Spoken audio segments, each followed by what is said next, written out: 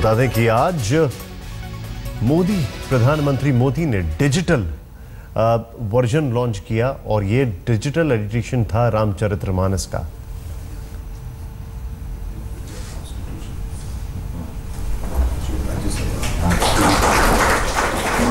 इस digital version को बनाने में तकरीबन 22 साल का वक्त लगा। 14 लोगों ने इसे बनाया। सबसे पहले इसकी शुरुआत भोपाल से हुई और यहां पर गौर करने वाली बात यह है कि 14 में से सिर्फ 7 ही लोग अब हैं। उन सभी लोगों को सम्मानित किया गया। 22 साल का बहुत लंबा सफर होता है। सबसे पहले इसकी शुरुआत भोपाल में हुई, जब ऑल इंडिया रेडियो पे इसका प्रसारण होता था भोपाल से, और अब धीरे धीरे इसको एकत्रित किया गया, जोड़ा गया, बनाया गया, और ये अपने आप में एक बहुत बड़ा प्रयास है।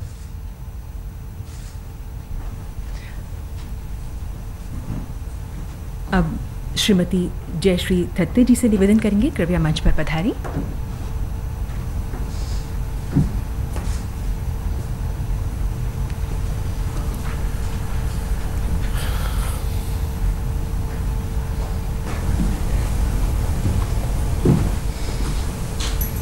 सोलहवीं शताब्दी में तुलसीदास जी ने रामचरितमानस को अवधी भाषा में लिखा था।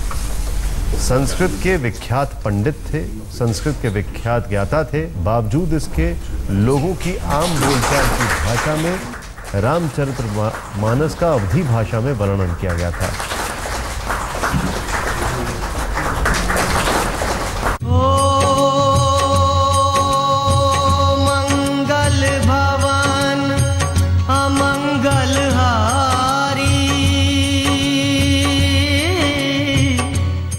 जिनका नाम सुमिर सुमिर कर भारत ने सदियों का मुश्किल सफर तय कर लिया, राम नाम के जिस संकीर्तन मंत्र का जाप कर पीढ़ियों ने जीवन यात्रा के जाने कितने तूफान पार कर लिए, उसी राम को अमर काव्य में बदल देने वाले गोस्वामी तुलसीदास की लिखी रामचरितमानस की संगीतमय यात्रा को आकाशवाणी के जरिए नया पड़ाव मिला। और जब वाजपेयी जी प्रधानमंत्री थे तब इस निवास स्थान में इस पंचवटी का निर्माण हुआ और नाम पंचवटी रखा गया था। और शायद मैं मानता हूं आज का अवसर पंचवटी में होना अपने आप उसके कारण एक उसका कीर्तिमान बढ़ जाता है, क्योंकि रामचरितमानस की बात हो और पंचवटी न हो तो फिर वो रामचरितमानस अधूरा लगता है। प्रधानमंत्री ने दिल्ली में अपने घर पर आकाशवाणी पर गूंजने वाले रामचरितमानस की मधुर चौपाइयों का डिजिटल पाठ देश के नाम किया तो रामचरितमानस की अमर विरासत में नया अध्याय जुड़ा। राम जी के करोड़ों भक्तों की आंखों के सामने राम जी के अमर साधक तुलसी की तस्वीर तैर गई। प्रधानमंत्री का मन भी भक्ति गंगा में गोते लगाने लगा। भारत को भारत बनाए रखने में मानस पाठ के योगदान को याद कर तन मन पुलकित हो गया। 14 लोगों ने एक टीम बनकर के काम किया। 7 लोग हमारे बीच नहीं रहे। सबको आज सम्मानित करने का अवसर मिला। और ये सिर्फ संगीत नहीं है, ये संगीत की भी साधना है, संस्कृति की भी साधना है और संस्कार की भी साधना है। देखिए, हमारे देश में कई उतार चढ़ाव आए, वैचारिक धरातल पे भी उतार चढ़ाव आए। आज अगर कोई ओम बोल दे तो हफ्ते भर विवाद चलता है कि ओम कैसे बोला जा सकता है, देश बिन सांप्रदायिक है। ऐसे देश में रामचरितमानस को किसी ने क्वेश्चन नहीं किया, वो आज भी चल रहा है। प्रधानमंत्री ने रामचरितमानस की रेडियो पर संगीतमय रिकॉर्डिंग से जुड़ी पूरी टीम को दिल से धन्यवाद दिया। तुलसी बाबा ने जिस तरह रामचरितमानस का पाठ लिखने का काम अयोध्या से शुरू किया और जिसे वाराणसी के 80 घाट पर खुद शिव जी ने दस्तखत कर अमर किया, जिस रामचरितमानस की रक्षा में खुद हनुमान जी ने तुलसी के निवास पर पहरा दिया, उसी रामचरितमानस की संगीतमय स्वर लहरियां अब हमेशा के लिए अमर हो गई हैं, क्योंकि मानस के सफर को डिजिटल तकनीक का सहारा मिला, जिसके बाद आकाशवाणी का लोकप्रिय मानस गीत अब आसानी से इंटरनेट, मोबाइल, सीडी समेत टेलीविजन प्रसारण के जरिए आम लोगों की पहुंच में होगा। रामचरितमानस की क्या ताकत देखिए। हजारों साल हो गए, पीढ़ियां बीत गई, लेकिन वही भाव, वही परंपरा, वही संस्कार, वही संदेश आज भी जीवित है। आज एक बात हम कहें, लिखित कहें, लेकिन संदेश पहुंचते पहुंचते 7 दिन में उसका अर्थ अलग ही हो जाता है। ऐसी कौन सा सामर्थ्य होगा कि जिसमें आज भी अनेक व्याख्याएं होने के बाद भी मूल तत्व को कहीं पर भी खरोच नहीं आई। आकाशवाणी पर रामचरितमानस के रिकॉर्डेड डिजिटल संस्करण की लॉन्चिंग का मौका भले ही प्रधानमंत्री नरेंद्र मोदी के हाथ लगा, लेकिन मानस की रेडियो रिकॉर्डिंग की कहानी प्रधानमंत्री इंदिरा गांधी के वक्त ही शुरू हुई थी।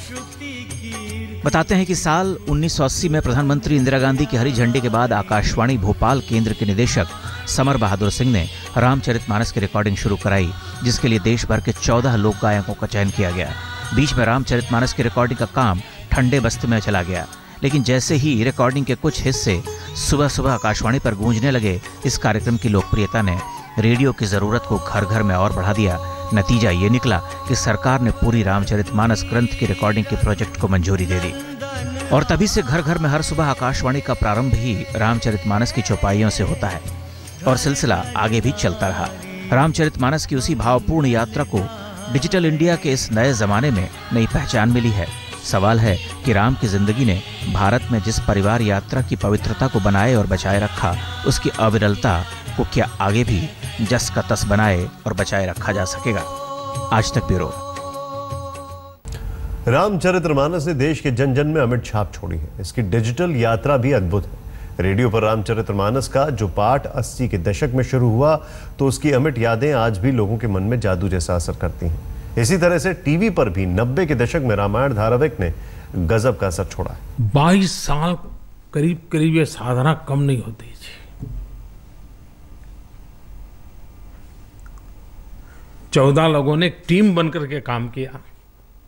7 लोग हमारे बीच नहीं रहे। सबको आज सम्मानित करने का अवसर मिला। और ये सिर्फ संगीत नहीं है, ये संगीत की भी साधना है, संस्कृति की भी साधना है और संस्कार की भी साधना है। आज भी अगर हम मॉरिशस में जाएं, दुनिया के कई देशों में जो लोग गुलामी के कालखंड में मजदूर के रूप में उनको उठा करके ले जाया गया, कुछ नहीं था, निर्धन थे, लेकिन तुलसीकृत रामायण साथ ले जाना नहीं भूले, हनुमान चालीसा ले जाना नहीं भूले और 150 साल अलग जीवन, भाषा भूल गए, पहनाव बदल गया, नाम में बदलाव आया, लेकिन ये एक अमानत उनके पास बची जिससे आज भी भारत के साथ उनका नाता जुड़ा रहा है। इधर रामचरितमानस का डिजिटल पाठ प्रधानमंत्री ने देश को समर्पित किया है। दूसरी ओर जन जन और घर घर तक रामचरितमानस, रामायण, गीता समेत तमाम धर्म ग्रंथ पहुंचाने वाले गोरखपुर के गीता प्रेस पर संकट के बादल मंडरा रहे हैं। प्रकाशन में ताला लग गया है क्योंकि सैलरी नहीं दे पा रहा है प्रबंधन। सवाल है कि क्या इस ओर भी सरकार और समाज का ध्यान जाएगा? तुलसी की लिखी राम कहानी डिजिटल इंडिया में फलने फूलने लगी है, लेकिन राम कथा की यात्रा को गुलामी के वक्त से अब तक जन जन तक पहुंचाने में जुटी रही गीता प्रेस की यात्रा बंदी के कगार पर पहुंच चुकी है।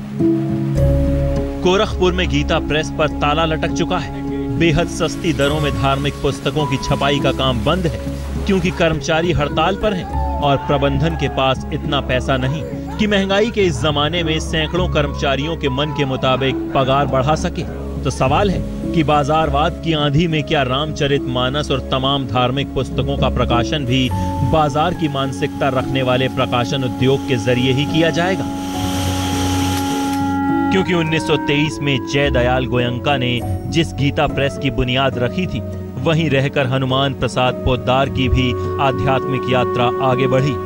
हर साल गीता प्रेस से 1,75,00,000 धार्मिक पुस्तकों का प्रकाशन होता रहा है, जिसकी छपाई में हर साल 400 टन कागज खर्च होता है, लेकिन सरकार की ओर से 1 पैसे की सब्सिडी भी नहीं मिलती।